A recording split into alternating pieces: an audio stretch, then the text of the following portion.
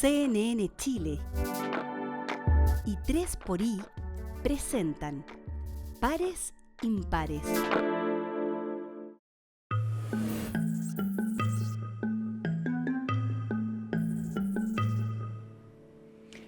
¿Cómo están? Bienvenidos, bienvenidas una vez más a Pares Impares, este lugar donde nos damos la posibilidad y abrimos el tiempo para encontrarnos, para hablar de cosas que nos preocupan de manera colectiva y encontrar juntos soluciones suficientemente buenas para todos. Esa es una mirada que a veces nos hace sentir insatisfechos. Queremos lo máximo de todo, la mejor versión, lo perfecto. Y sin embargo, la vida no tiene versiones perfectas. La vida está hecha de complejidades, de grises, de matices. Y es por lo mismo que lo que requerimos para vivir juntos tiene que ver con integrar esos matices a nuestras soluciones comunes, encontrar acuerdos, buscar salidas, de la mano de la riqueza que constituye la diversidad de opiniones. Es una idea impopular en los tiempos que corren. Se buscan frases rápidas, cosas que nos impacten, que logren capturar el algoritmo de una manera definitiva. Pero también existe la posibilidad de elegir en qué lugar queremos vivir. Uno donde quepan algunos, que gritan fuerte, que dicen una idea, o uno donde quepamos todos y lleguemos a un lugar que sea un lugar común. Esa es la invitación que les hacemos desde nuestro programa Pares Impares y comenzamos ahora. Muchas veces cuando hablamos de incendios, y esto que ha ido aumentando a medida que el cambio climático se acelera, pensamos en tecnología, siempre imaginamos un sensor, imaginamos una brigada, imaginamos un operativo. Y sin embargo existen unas tecnologías preventivas que son súper antiguas, pero muy efectivas. Estamos conociendo el caso de una comunidad que efectivamente se organizó antes, pensó que una tragedia podía venir, tomó las medidas y ese fue su mejor cortafuegos. Revisemos la nota de Matías Sandoval. En febrero de 2024, el fuego avanzó con fuerza por distintos sectores de la región de Valparaíso. Las llamas arrasaron barrios completos, dejando a miles de familias sin hogar y cambiando para siempre el entorno de muchas comunidades. Pero en medio de esa tragedia, hubo un lugar donde la historia fue distinta. En Villa Botania, en Quilpué, las casas permanecieron en pie. La razón no fue el azar ni la suerte. Fue algo que comenzó mucho antes del incendio. Buenas, mi nombre es Rodrigo Vargas, soy residente acá de Botania. Como ustedes pueden ver, estamos en un lugar que fue trabajado por la agrupación, un sector que está desmalezado, en un cortafuego que permitió que en el incendio del 2 de febrero de 2024 la energía por la cual se movilizó el incendio fuera menor en este sector comparado con la población que está al frente. La población argentina fue afectada casi en su totalidad porque no tenía un manejo vegetal apropiado. Además, contamos con una gran ayuda de esta planta que se llama DOCA. Esta DOCA es una planta suculenta que en el incendio le permitió bajar también la energía al fuego cuando se empezó a acercar a las casas. Esa fue la diferencia entre nuestro sector versus otros sectores de Quilpué, Viña del Mar, que fueron afectados el 2 de febrero de 2024. A veces pensamos en los cortafuegos como franjas de tierra que detienen las llamas, pero también existen otros, pero sí menos visibles. Cortafuegos hechos de organización, confianza y trabajo colectivo. Y quienes viven aquí lo recuerdan con claridad. Eli fue una de las vecinas de Quilpué quien ayudó a Comunidad Botania desde la agrupación Canal Chacao y quien relata cómo la ayuda comunitaria unió a las personas. Después de la tragedia, la unión, los vecinos volvieron a conocerse, volvieron a unirse, a prestarse ayuda, todos sufriendo lo mismo, no había diferencia. Así que volvió eso como a socializar, a comunicarse, a prestar ayuda, a pedir ayuda, que eso es mucho más difícil, el andar pidiendo ayuda. se formó una comunidad. Y fíjate que ellos tenían 50 años. La población nueva, Botaña Cumbre, son mucho más nuevos. Pero todo se unió porque también hay otro condominio, Bello Horizonte. También somos todos uno, como conocidos ahora como Canal Chacao, ya no hay diferencia. Relevancia de esta idea de cortafuego social es que justamente la comunidad se organiza, se encuentra y a partir de eso se prepara para justamente prevenir situaciones de catástrofe o desastre o también para hacerle frente. Creo que es un proceso en el cual las comunidades se encuentran, se reconocen también bajo un objetivo común, que en este caso podría ser prevenir algún desastre en sus territorios, pero también dentro de ese proceso lo interesante es que la comunidad necesita articularse con otros actores para poder llevar a cabo este objetivo, ¿no? De poder cuidarse como comunidad y prevenir algún tipo de desastre o catástrofe en el territorio. Parte de este trabajo se realizó junto a organizaciones sociales que impulsaron estas instancias de preparación y encuentro, iniciativas que no solo buscaban prevenir incendios, sino también fortalecer los lazos entre quienes comparten un mismo territorio. Lo esencial del modelo con que trabajamos como Cáritas es precisamente el fortalecimiento comunitario.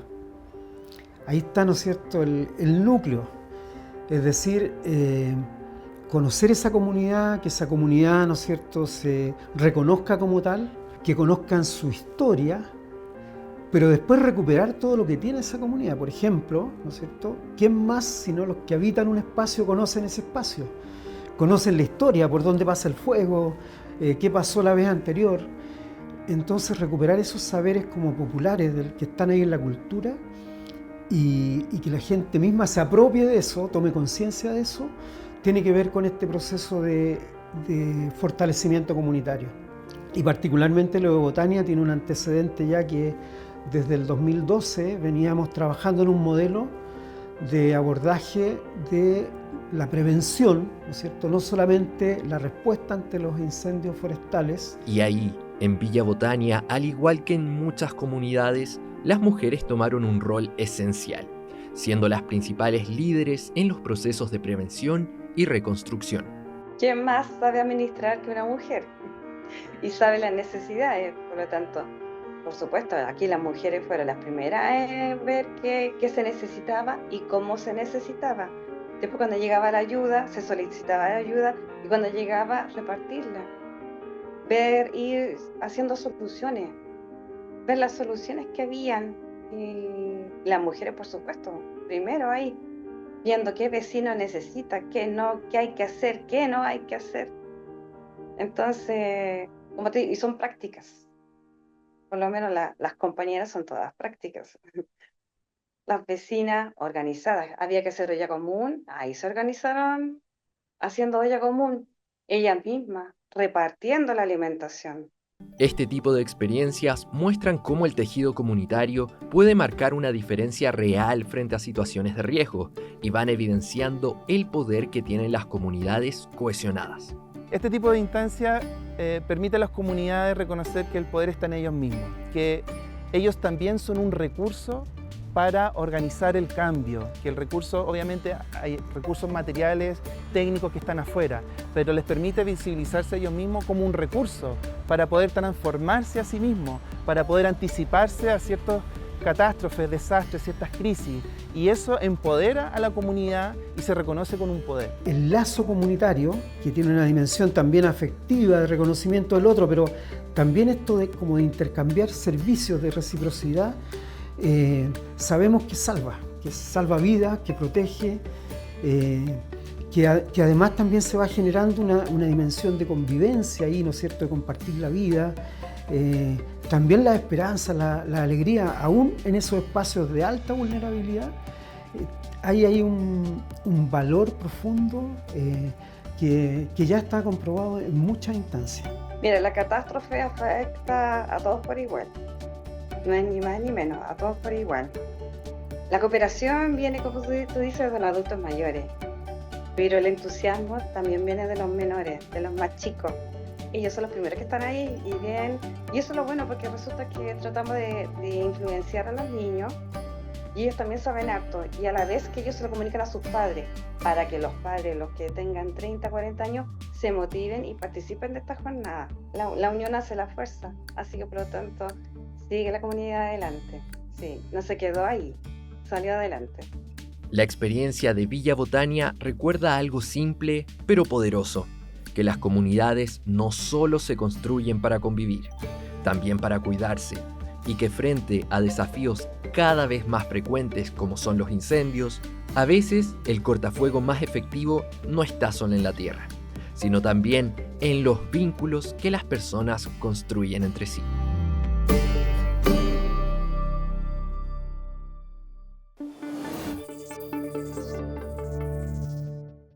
¿Han tenido esa experiencia tan frecuente, ¿no?, de encontrar una mesa patuleca? Le falta un pedacito y hace que los líquidos corran peligro, la comida sea como apoyarse, sea incómodo. Entonces, ¿qué hacemos? Rápidamente buscamos un tronquito, doblamos muchas veces una servilleta, le metemos algo para estabilizarla. Y esa pequeña pieza cambia toda la experiencia. Es una gran analogía de lo que significa tener redes de apoyo. Nuestras vidas muchas veces tambalean porque criar, vivir, trabajar, cumplir en los distintos ámbitos es desafiante para todos. Pero esa red de apoyo nos salva la vida o estabiliza la vida de una manera que hace que todo sea mucho más amoroso. ¿Quieren saber por qué son importantes las redes de apoyo? Les contamos acá. ¿Alguna vez escuchaste el dicho «nací solo y voy a morir solo»? Se siente un poco negativo, ¿no? Aunque nuestra autonomía y decisiones nos guían en la vida, las personas también necesitamos apoyo para mantenernos fuertes a los distintos pesos del día a día y conservar el equilibrio ante altos y bajos. Contar con redes de apoyo, familiares, amistades, compañeros de estudio o trabajo, se asocia con una mejor salud mental. Un estudio de investigadores de psiquiatría del Hospital General de Massachusetts observó que las conexiones sociales confiables actuaban como un factor protector para la depresión. Y la OMS apuntó que estas propician en una vida más larga y saludable. Sostenernos entre todos nos hace más fuertes y la evidencia muestra que recibir apoyo social está vinculado con una mayor satisfacción en la vida. Por esto, nunca olvides este otro dicho: para llegar rápido se puede ir solo, pero para llegar lejos hay que ir acompañado. Vamos a ir a una pausa en Pares Impares, pero quédese en la compañía de CNN Chile porque ya volvemos con mucho más. En Pares Impares tenemos esta vocación de juntar a pares que a veces se ven impares. Sobre todo porque sabemos que ahí hay un secreto de una tecnología que alguna vez supimos utilizar mucho, pero cada vez perdemos más, y es la capacidad de cruzar puentes, hacer ejercicios concretos de empatía y de compasión con lo que mira, con lo que ve, con lo que siente el otro. Hoy tenemos dos grandes invitados en esta materia. Están aparentemente en los polos, en este caso del tiempo. Francisco Huenchumilla, senador demócrata cristiano, que está en sus 81 años para ser precisa, uno de los mayores talentos del Poder Legislativo. Y tenemos también a Valentina Cáceres, que es a su vez la más joven del mismo poder, 26 años, camino a los 27 este año. Y los quisimos reunir acá porque ustedes no solo representan una cuestión generacional, sino que también tienen miradas que están marcadas por su propia historia. Usted es senador en la región de la Araucanía, tú en la región de Rancagua, y por lo mismo para nosotros de O'Higgins, y por lo mismo para nosotros es importante poder comprender cómo miran el mundo dos personas que han sido tan marcadas de forma distinta por sus propias generaciones. Entonces quisiera partir por ahí. Ha tenido una larga oportunidad de mirar el tiempo, y por lo mismo quisiera saber, Francisco, ¿cómo siente que ha ido cambiando la forma en la que se manifiestan las cosas, la forma en la que nos tratamos unos a otros y que nos encontramos o nos desencontramos?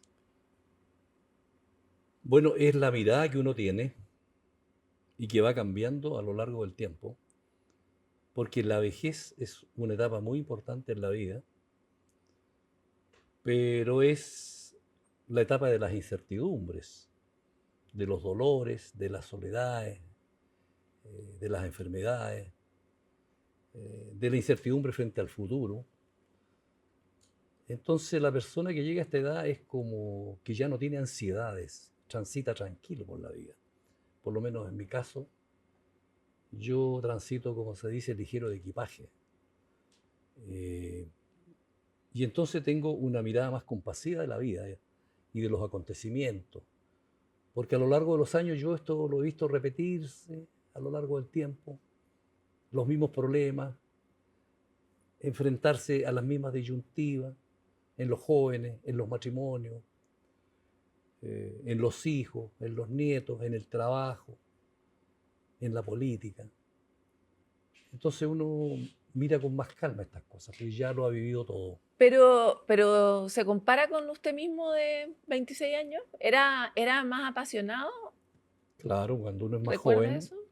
cuando uno es más joven tiene que ser más apasionado, tiene más fuerza, está empezando a vivir, tiene todo un mundo por delante, está con la energía de formar una familia, dedicarse al trabajo, de ejercer su profesión, de enfrentar las cosas, donde hay mejor salud, mejor disposición. Claro, es distinto. Entonces yo por eso me alegro mucho estar con Valentina aquí, porque yo me retrotraigo cuando entré a la Cámara de Diputados. Ella entró con 26 y yo entré como con 40 y tantos años. Producto de que en la dictadura, bueno, ahí estuvimos 16 años parados. ¿Me entiendes tú? Entonces, claro, se ve el mundo de otra manera. Valentina, queríamos hacer este trabajo también con usted. Voy a tratarla así también, porque los dos son autoridad. Que la juventud a uno lo confunde, ¿no? Como se sienta más cómodo. De partida tú me vas a tratar de usted, así que vamos a igualar todas las canchas. ¿Cómo ha sido este encuentro con un mundo que no se esperaba? Porque cuando comenzó estaba con muchas ganas, muchas ideas, muchos anhelos, pero no necesariamente conocía las consecuencias que eso podía traer, que en el caso concreto suyo fue convertirse en autoridad. Claro. ¿Cómo ha sido ya finalmente entrar y habitar el cargo desde la juventud? Claro. Aterrizar, en mi caso, en el Congreso, sin duda es una gran responsabilidad. Porque más allá de ser la más joven del Congreso y la más joven de Chile, tengo que representar a los propios, pero sin perder la visión de país, sin perder como de lo que se trata de espacio, la capacidad de diálogo, de mirar al otro con empatía y buscar puntos de encuentro donde quizás ambas partes deban ceder, pero lleguemos a una pronta solución para la ciudadanía. Yo creo que llevar a cabo ese ejercicio desde el Congreso de forma diaria en un espacio que habito hace un poquito más de un mes y que, claro, en un minuto resulta chocante porque hay que reconocerlo, existe una serie de facilidades para quienes somos congresistas, una serie de quizás llamarlos privilegios a los cuales nos vemos enfrentados día a día, que a mí no inicio me chocaron. Yo soy hija de madre soltera, una mujer que se esfuerza día a día por salir adelante. Nadie en mi familia antes había estado en la política, no puedo recibir ningún consejo de cómo alguien cercano a mí lo vivió anteriormente, entonces ha sido desde la inspiración, desde estar mucho en terreno, saber y nunca perder lo que verdaderamente le hace sentido a los vecinos y vecinas y a la gente. Igual para ambos es interesante lo que pueda decir el otro. En algún momento en tiempos pasados este diálogo ocurría más. Alguien te podía contar cómo había sido su experiencia en una situación y alguien podía ofrecer una mirada sobre cómo se sienten las cosas hoy día de manera más frecuente. ¿Qué sería lo que usted compartiría con Valentina ahora con la experiencia que tal vez le había dicho si ella sí estuviera en su familia y le hubiera pedido un consejo para entrar en esta etapa? Bueno, yo creo que siempre el ser humano se comunica por el lenguaje, ¿no? Y por las emociones. El ser humano cuando habla tiene que hablar con otro. Y por lo tanto esa es una cosa que nos persigue toda la vida en sociedad. Y eso te permite a ti recibir elementos de juicio, procesarlos y te sirven. Pero en el conjunto de la sociedad hoy día tenemos unos medios de comunicación que entran por todas partes. Cuando yo era un niño en Temuco, habían 2 radios. Es todo. No había televisión. Entonces, hoy día hay una revolución tecnológica de las comunicaciones. Los jóvenes hoy día usan el teléfono y se comunican, pero al instante. ¿Hay un diálogo más rico ahí? Tengo mis dudas, si el diálogo es más rico, más enriquecedor. Porque a lo mejor tú hablas con el espacio, con tus teléfonos, pero yo digo, ¿hay una retroalimentación o es una cosa terrible los medios?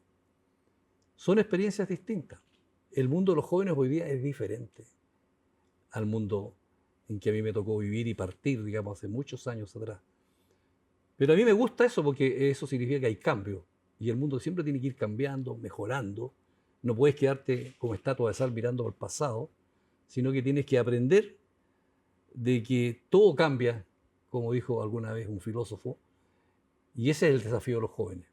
Los jóvenes son los que tienen la punta del arado que va abriendo el surco del progreso, el surco de las nuevas cosas que saltan. Y los viejos podemos aportar la experiencia, la calma, la tranquilidad, el contar hasta 10 antes de tomar una decisión. Hay una buena mezcla entre lo que es joven y los que somos más adultos, ¿no? Valentino, usted tiene el problema enorme de pertenecer a una generación que fue marcada mucho por los incentivos de los algoritmos, en el sentido de cómo uno dice lo que dice, cuándo lo dice, en cuánto tiempo, para capturar la atención, de qué forma. Y sin embargo, me imagino en la experiencia se habrá dado cuenta que cuando entró, el algoritmo no resuelve, por ejemplo, la discusión de las leyes, ¿no? Claro. Las cosas se vuelven mucho más complejas. ¿Cómo ha hecho en el ejercicio el cargo para saltarse su propio algoritmo y rediseñarlo y adecuarlo ante todas las necesidades que tiene ahora? Claro, es un trabajo constante, pero más allá del algoritmo y los números y cuando uno se enfrenta a las redes sociales, cómo traspasar lo complejo de la discusión, que muchas veces tiene que ver con números, con decisiones políticas, que hay que reconocerlo, a veces ni uno mismo entiende, tiene que sentarse a estudiarlo, decírselo a la gente en términos simples, que le resulte coherente, que dentro de los 15 segundos que tiene para sentarse a ver el teléfono mientras va camino a la pega o mientras está almorzando, pueda enterarse de lo que está pasando en el país y también lo que está pasando en la Cámara. Yo creo que ese es el gran desafío, acercar lo complejo que a veces resulta la política y lo que muchas veces hace a las familias alejarse de la política en términos simples, que sea digerible, que sea fácil de comprender, porque yo creo que las familias de Chile hoy en día tienen que estar en la conversación política, tienen que saber lo que está sucediendo, lo que está pasando en el Congreso, lo que se está votando. Y reitero lo anterior, más allá de más o menos likes o más o menos vistas, yo creo que traspasar el lenguaje simple para incluir a todas las familias chilenas en la conversación política y no alejarlos más de cómo lo hemos visto ahora. Existe una sensación general de que el diálogo se ha ido degradando mucho en el tiempo y que uno de los principales actores en ese paquete de impulsores de esta degeneración del diálogo, por supuesto, han sido los medios, pero también los políticos. ¿Cómo ustedes se relacionan con eso? ¿Cuándo toman la decisión de tomar esa forma de batalla y cuándo no? ¿Dónde se dibuja la línea en estos tiempos tan difíciles? Bueno, yo en ese sentido tengo una cierta mirada pesimista, digamos. Porque imagínate tú cómo está el mundo hoy día. Nosotros podríamos decir que en el mundo tenemos diálogo. Si tuviéramos un diálogo verdadero, eso sería un diálogo anticipativo al conflicto que estallara con la guerra. Pero imagínate lo que es hoy día los Estados Unidos, Israel, Irán y todo el Oriente Próximo, lo que es Ucrania. Entonces yo digo, ¿cómo los seres humanos se entienden matándose los unos a los otros? Porque hoy día eso influye en todas partes del mundo. Entonces yo digo, ¿cómo logras tú eso? Y yo me pongo a pensar, el otro día estudiaba el tema de los iraníes, que vienen de los persas, ¿no? Entonces me iba hasta Darío, a todos esos reyes, pero llevan 3000 años peleando con los judíos. Llevan 3000 años. Estuvieron presos en Babilonia y los persas los liberaron ahí, se fueron, bueno, tuvieron guerra, pero llevamos eso. Ese es el mundo, Entonces cuando yo llego a esta etapa de mi vida, entonces tengo un sesgo como diciendo, mira, podemos tener muy buena voluntad, Pero mira lo que pasa en el mundo. Pero a pesar de eso, yo creo que uno tiene que seguir luchando. Uno jamás debe perder la esperanza, jamás debe arrodillarse. Siempre tiene que luchar por un mundo mejor, en contra de la violencia, de todo tipo. La violencia física, la violencia simbólica, la violencia sistémica, el clasismo, el racismo, el prejuicio, el maltrato. Es interesante lo que dice, senador, porque justamente la escala de tiempo es la que nos vuelve a todos medios inactivos. Da la impresión de que justamente porque llevan 3.000 años peleando, las cosas no van a tener solución, y entonces, ¿para qué? Y la pregunta es, ¿para qué? ¿Para qué uno se levanta y sigue luchando por todas estas cosas? Porque ese es el sentido de la vida.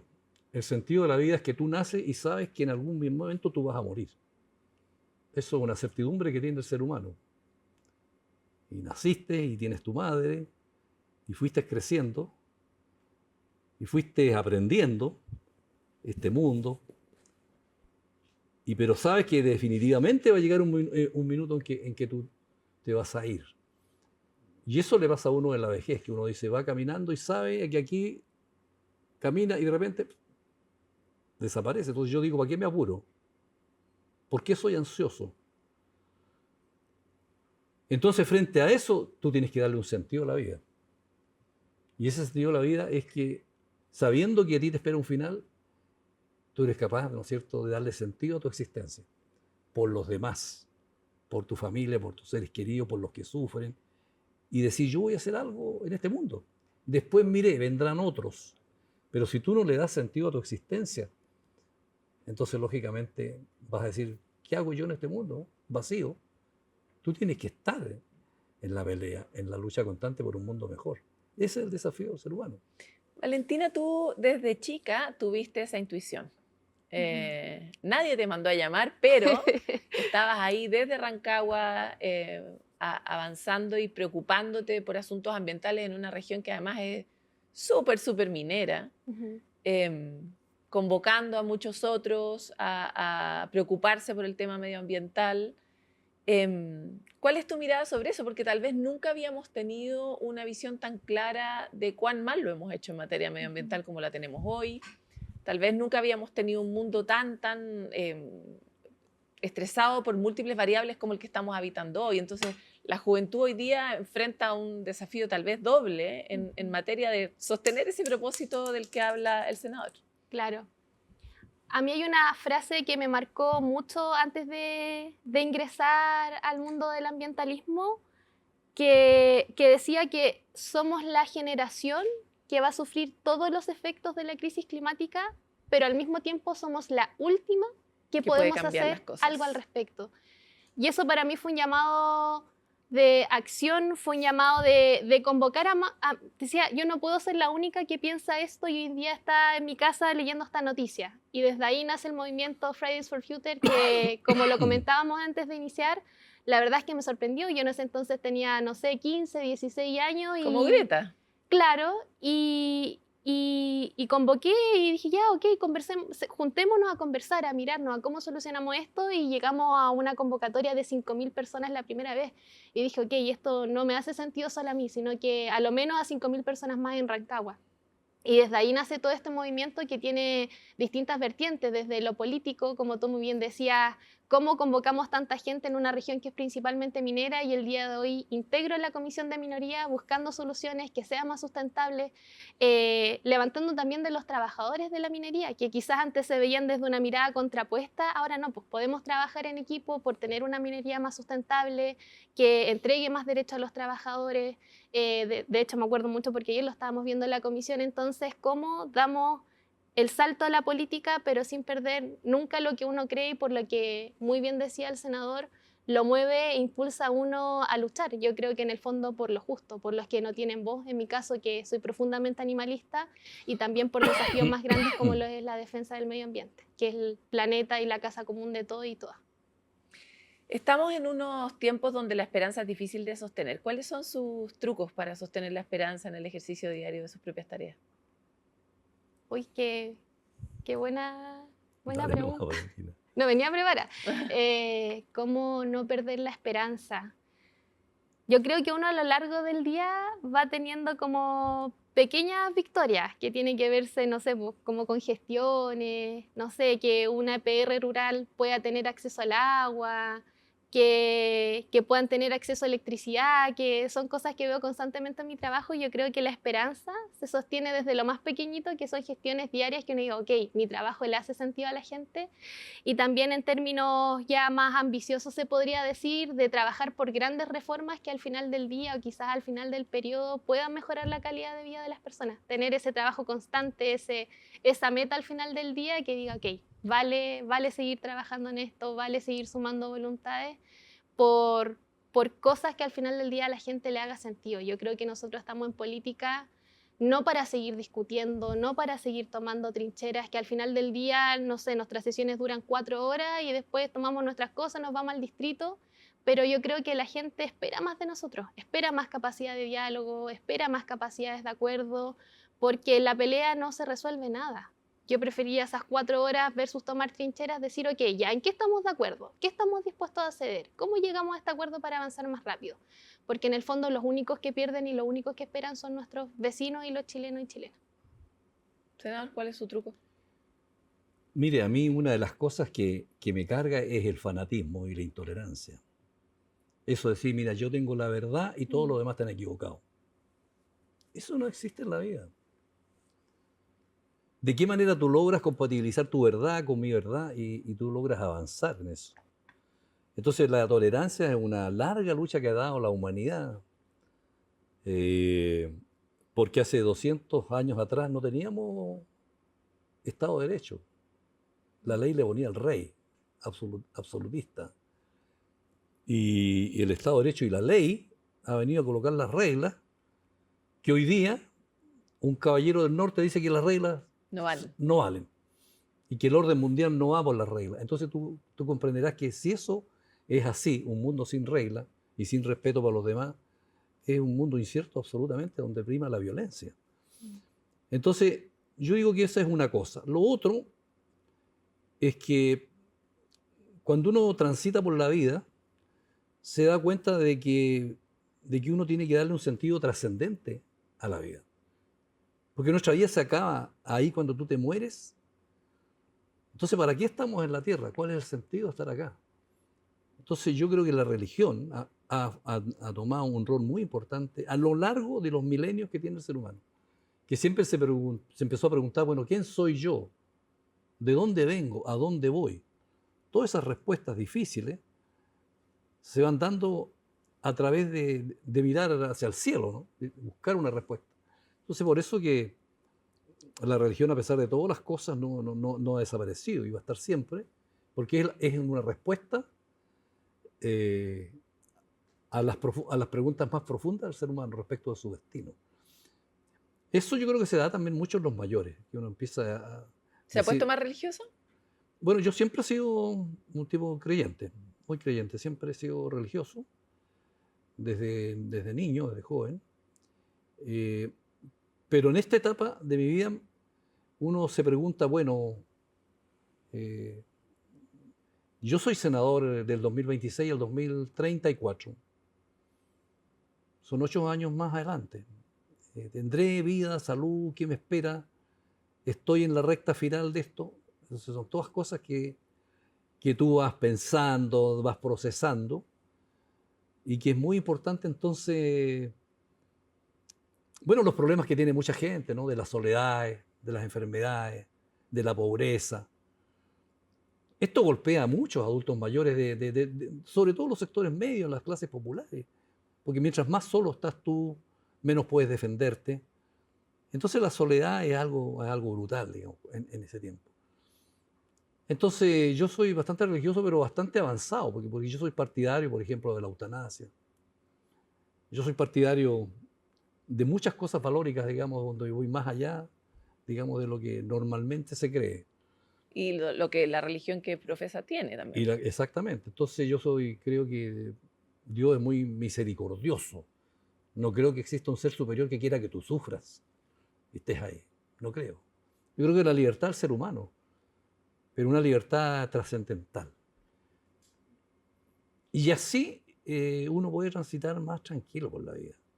Sin ansiedades, digo yo. tranquilo.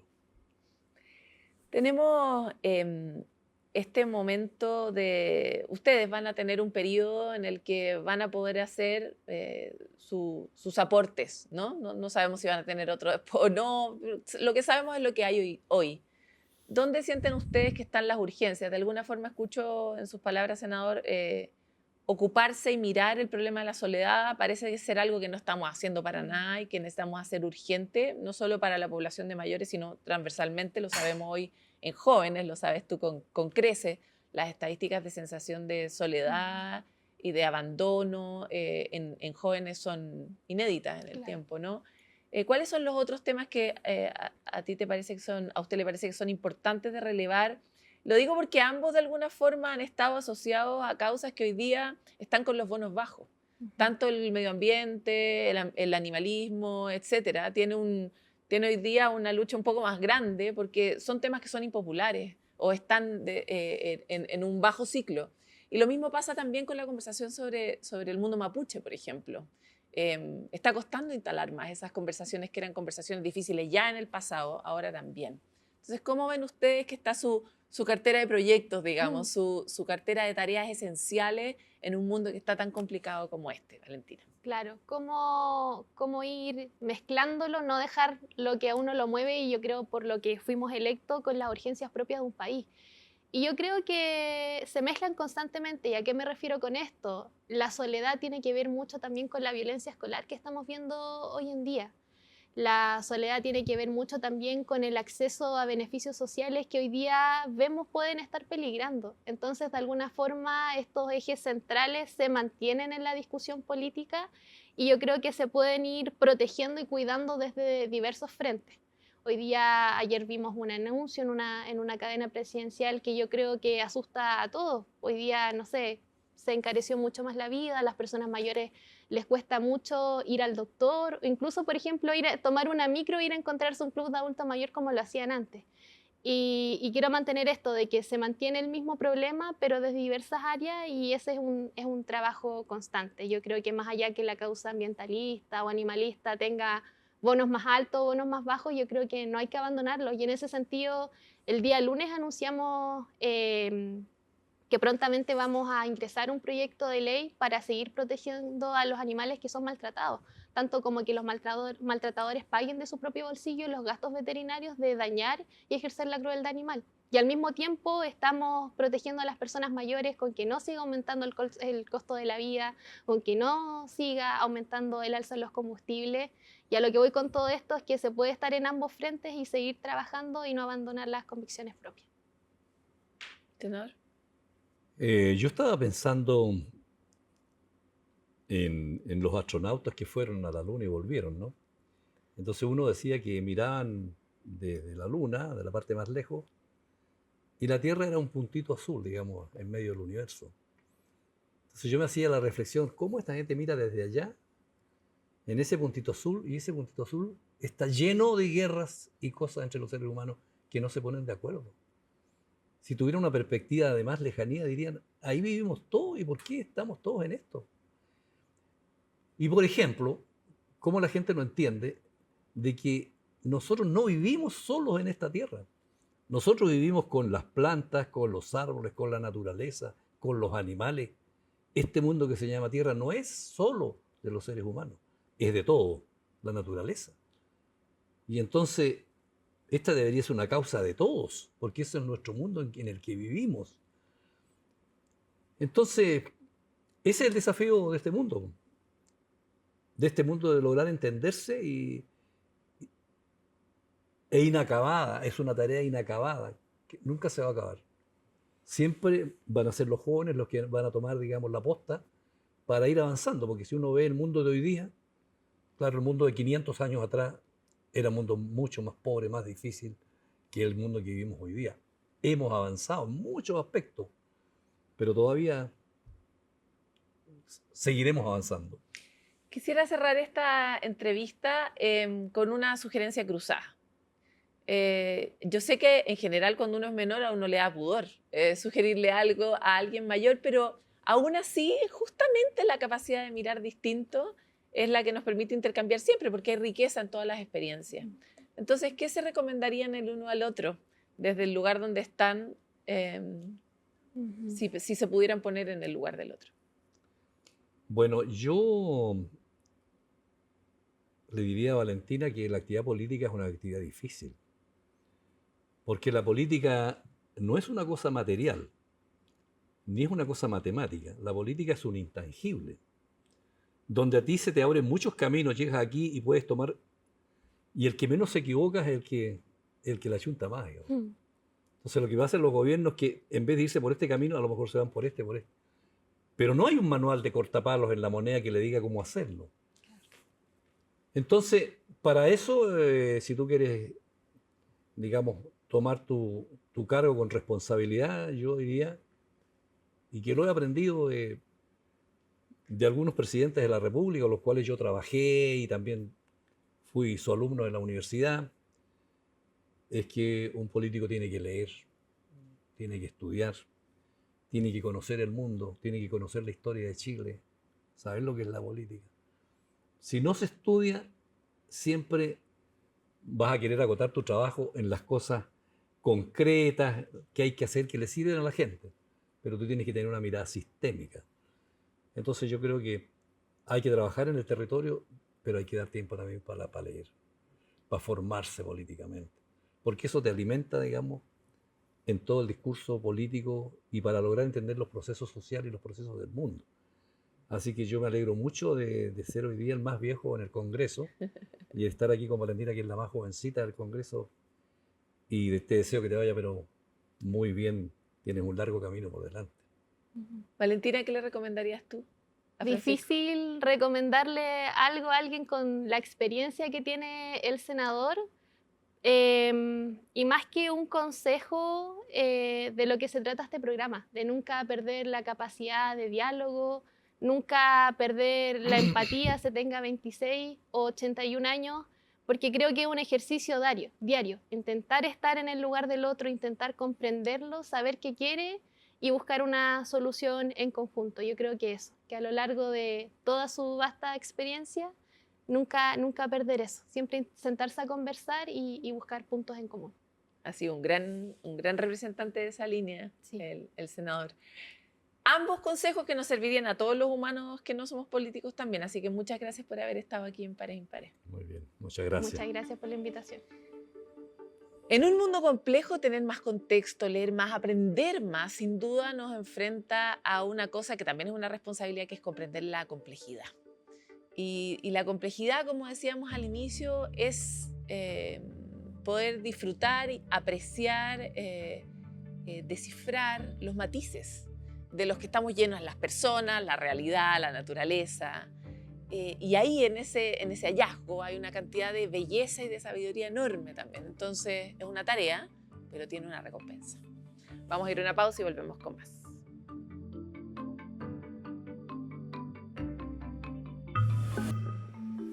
Estamos en un momento álgido donde la violencia está llegando hasta los rincones que más nos importan, como lo son las aulas de los niños y niñas que van a construir el Chile de hoy hacia el futuro. Eso nos tiene en un estado de alerta, de angustia, de defensa. No sabemos muy bien hacia dónde movernos, pero la solución, de la misma forma que el problema es sistémico, la solución también es sistémica. Y una de las claves es promover el buen trato entre las personas, entre los niños, ser capaces de descentralizar el rol de cuidar el bien social y ponerlo en cada uno de nosotros, en cada uno de los niños y niñas que están en el aula, a través de modelar ciertas conductas que nos ayuden, pero también de defender lo que es correcto en ciertos momentos, de poner los límites, de cuidarnos unos a otros.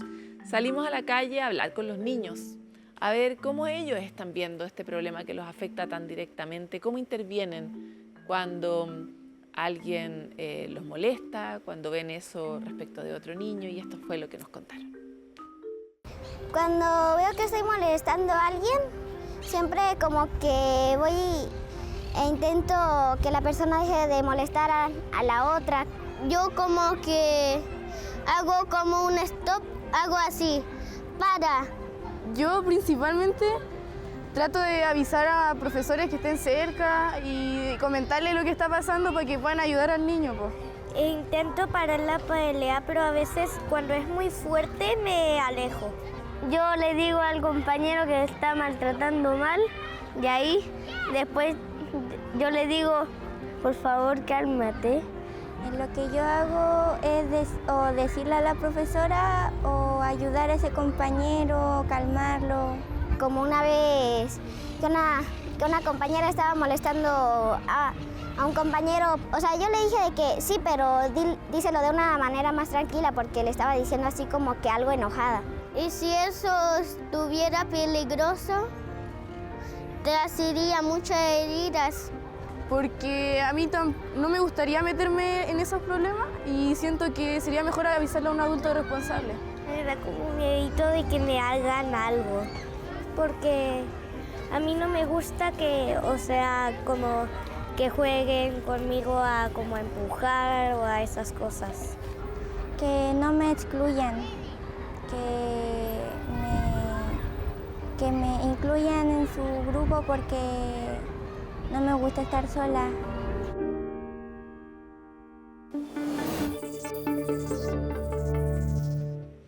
Tenemos tanto paño que cortar en la tarea de construir un solo tejido social al que podamos pertenecer todos y todas. Y la violencia está siendo hoy nuestra principal opositora. Se opone a nosotros desde las aulas, con la violencia en los colegios, dentro de las familias, con la violencia intrafamiliar, en la política, con la violencia política. Y cotidianamente en pequeños actos, una especie de homeopatía de violencia a la que nos exponemos todo el tiempo en la vida común. Eso es una tragedia enorme, sobre todo contemplando con una cierta perspectiva este milagro que somos los humanos y este proceso evolutivo que hemos tenido y que nos ha traído hasta acá, ¿no? Queremos invitarlos a ser parte de la otra homeopatía. La homeopatía que combate a la violencia en gestos pequeños, cotidianos. La homeopatía que dentro de la casa le enseña a sus hijos y le modela el buen trato, el diálogo, el respeto, la compasión, que son elementos que necesitamos realmente viralizar, estimular y hacer crecer con urgencia para poder recuperar el tono que nos permite estar juntos y juntas en esta sociedad y en este querido país que llamamos Chile. Nos encontramos muy pronto en otro capítulo de Pares Impares, con más conversaciones, con nuevas experiencias de otros que siempre tratamos de traer a sus casas para ayudar a crear esta masa crítica que se convierta en un gran pan común. Nos vemos en el próximo capítulo.